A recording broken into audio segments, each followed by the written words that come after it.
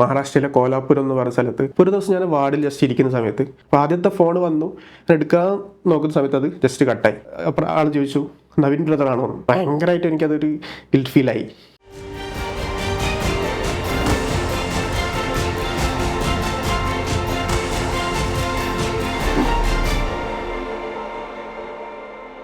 Hi guys, നമ്മുടെയൊക്കെ ലൈഫിൽ പലതരത്തിലുള്ള സ്ട്രഗിൾസ് ഉണ്ടാവാറുണ്ട്. ഞാൻ BSc നഴ്സിംഗ് കഴിഞ്ഞതിന് ശേഷം മഹാരാഷ്ട്രയിലെ കോലാപൂർ എന്ന് പറയുന്ന സ്ഥലത്ത് ജോബിന് പോയ സമയത്ത് ആദ്യമായിട്ട് അവിടെ ഹോസ്പിറ്റലിൽ ഉണ്ടായിട്ടുള്ള ട്രെയിനിങ് കിട്ടി. സ്റ്റാഫ് നഴ്സായിട്ട് കിട്ടി കഴിഞ്ഞാൽ നമുക്കറിയാം പലതരത്തിലുള്ള ഹോസ്പിറ്റലിനെ പറ്റിയ ട്രെയിനിങ് ഉണ്ടാവും. അതിനുശേഷം വ്യത്യസ്തമായിട്ടുള്ള വാർഡുകളിലേക്കും ICUകളിലേക്കും സ്പെഷ്യാലിറ്റിയിലൊക്കെ നമ്മൾ ഓരോ ദിവസമായിട്ട് പോസ്റ്റ് ചെയ്യും. അപ്പോൾ ഒരു ദിവസം ഞാൻ വാർഡിൽ ജസ്റ്റ് ഇരിക്കുന്ന സമയത്ത്, വാർഡിൽ വേറെ ആരും ഇല്ല കേട്ടോ, ആരുമില്ല മീൻസ് എല്ലാവരും ഡോക്ടേഴ്സ് റൗണ്ട്സ് അറ്റൻഡ് ചെയ്യാണ്. ഞാൻ അവിടെ ഇരിക്കുന്ന സമയത്ത് ഡയറക്റ്റ് ഫോൺ വരികയാണ്. അപ്പോൾ ആദ്യത്തെ ഫോൺ വന്നു, എടുക്കാൻ നോക്കുന്ന സമയത്ത് അത് ജസ്റ്റ് കട്ടായി. അപ്പോൾ അത് വീണ്ടും റിപ്പീറ്റ് ചെയ്തു. അപ്പോൾ അതെനിക്ക് എടുക്കാതെ ഒരു ഓപ്ഷൻ ഇല്ല. അപ്പോൾ ഞാൻ എടുത്തു. അപ്പോൾ അപ്പുറത്ത് നിന്ന് സംസാരിക്കുന്നുണ്ട്. എനിക്ക് കാര്യമായിട്ടൊന്നും മനസ്സിലായില്ല. ബാക്കിയുള്ള സ്ഥലങ്ങളിൽ കേരളം വിട്ട് കഴിഞ്ഞാൽ അവിടെയൊക്കെ നമ്മൾ നോർമലി നേഴ്സസിനെ, മെയിൽ നേഴ്സസ് ആണെങ്കിൽ അവരെ ബ്രദറിനും, ഫീമെയിൽസ് ആണെങ്കിൽ അവരെ സിസ്റ്റർ, നോർമലി ഇവിടുത്തെ തന്നെ സിസ്റ്റേഴ്സ് തന്നെയാണ് വിളിക്കുക. അപ്പം ആൾ ചോദിച്ചു നവീൻ ബ്രദർ ആണോ? ഞാൻ അവരോട് തിരിച്ചു പറഞ്ഞു നവീൻ ബ്രദർ അല്ല, ഞാൻ അബ്ദുള്ള ബ്രദറാണെന്ന്.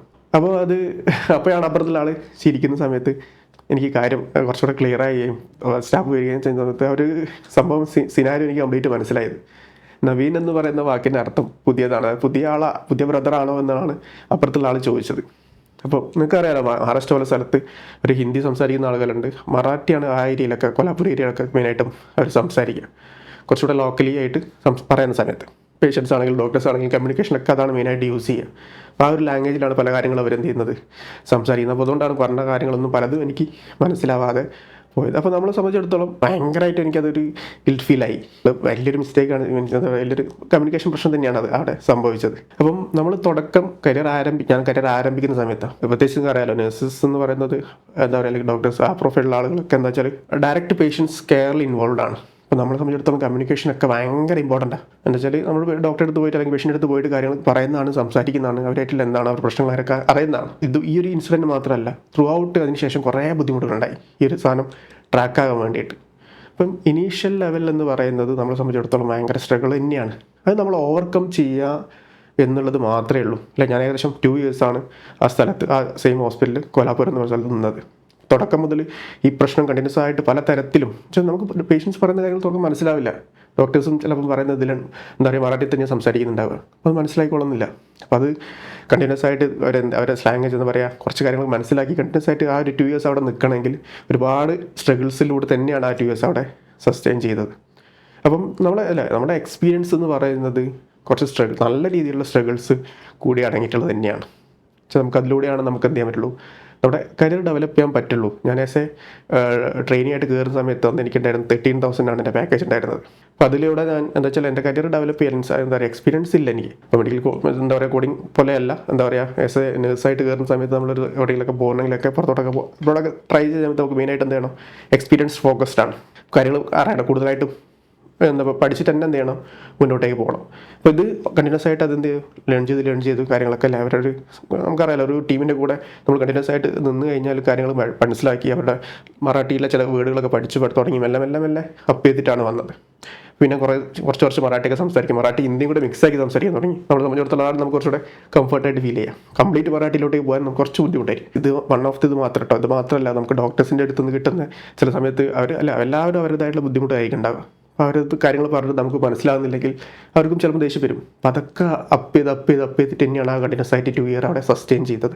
അപ്പോൾ അതെന്താ വെച്ചാൽ എൻ്റെ കരിയർ ഡെവലപ്പ് ചെയ്യണം, അല്ലെങ്കിൽ ആ ഒരു ഫോക്കസോടുകൂടി തന്നെയാണ് കണ്ടിട്ടുണ്ടായിരുന്നത്. അപ്പം ആ ഒരു ലെവലിൽ തന്നെ നമ്മൾ എന്ത് ചെയ്യണം, എല്ലാത്തിനും കരിയറിനൊക്കെ ഫോക്കസ് ചെയ്യണം. ഇനീഷ്യലിൽ ഉണ്ടാകുന്ന കാര്യങ്ങളിലേക്കാട്ടുന്ന ഇനീഷ്യൽ ഉണ്ടാകുന്ന ലേണിങ്ങും എക്സ്പീരിയൻസും കാര്യങ്ങളൊക്കെ ഇതാണ് നമ്മൾ മുന്നോട്ടേക്ക് ലീഡ് ചെയ്യുക.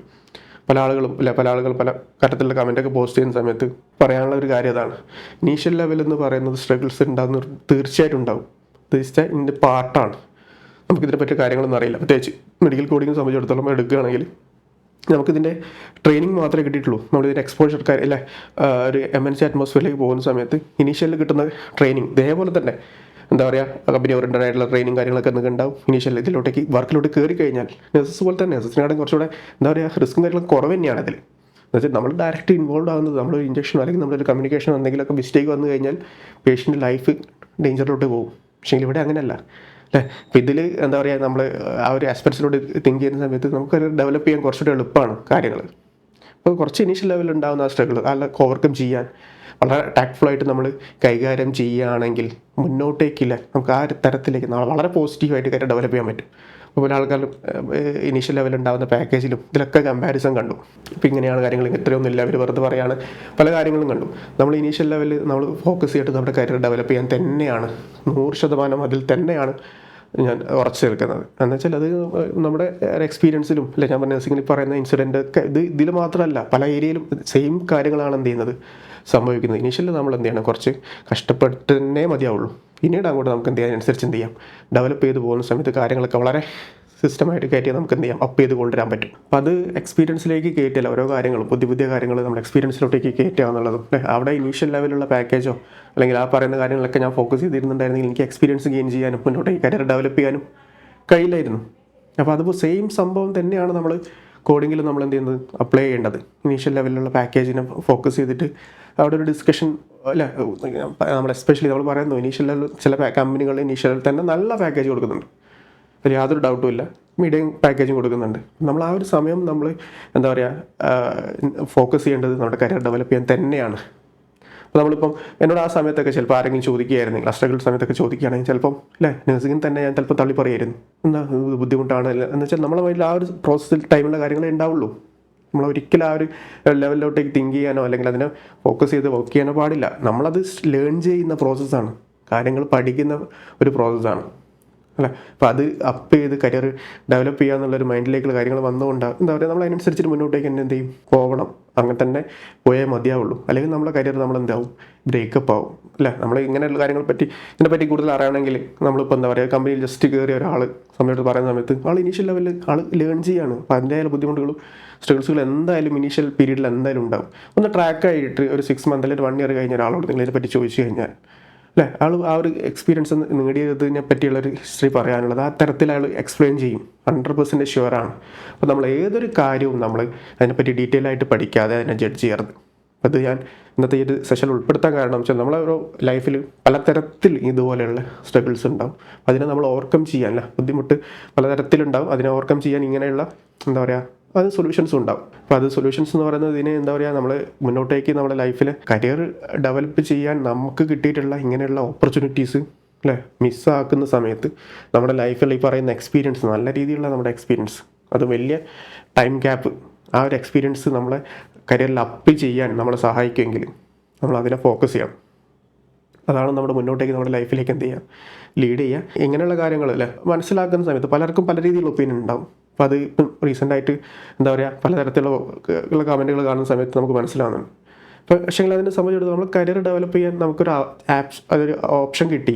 ഇതിലൂടെ ഈ ഒരു പ്രോസസ്സിലൂടെ കടന്നു പോകണം. അത് ഈ ഒരു ഫീൽഡ് എന്നുള്ള മാത്രമല്ല, ഏതൊരു ഫീൽഡാണെങ്കിലും സെയിം ഇത് തന്നെയാണ്. പക്ഷേ മെഡിക്കൽ കോഡിങ് കേസിൽ വെച്ചാൽ നമുക്ക് കുറച്ച് കാര്യങ്ങൾ എളുപ്പമാണ്.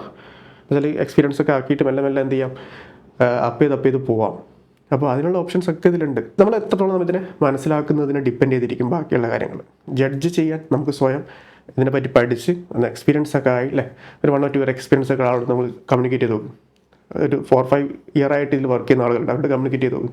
അവർ ഇതിനെപ്പറ്റി പറയാനുള്ള കാര്യങ്ങൾ സ്റ്റിൽ അവരുടെ സിസ്റ്റേഴ്സിനെ മറ്റുള്ള ബ്രദേഴ്സിനെയൊക്കെ ഇതേ കോഴ്സിലോട്ടേക്ക് അവർ ഇൻട്രൊഡ്യൂസ് ചെയ്യുന്നുണ്ടെങ്കിൽ പിന്നെ അതിൽ കൂടെ വേറെ എക്സാമ്പിൾസ് എന്താ പറയുക ആവശ്യമുണ്ടെന്ന് എനിക്ക് തോന്നുന്നില്ല. അപ്പോൾ നമ്മളെപ്പോഴും കാര്യങ്ങൾ കറക്റ്റ് മനസ്സിലാക്കിയിട്ട് തന്നെ എന്ത് ചെയ്യുക, ഫോളോ ചെയ്യുക. Take care and by.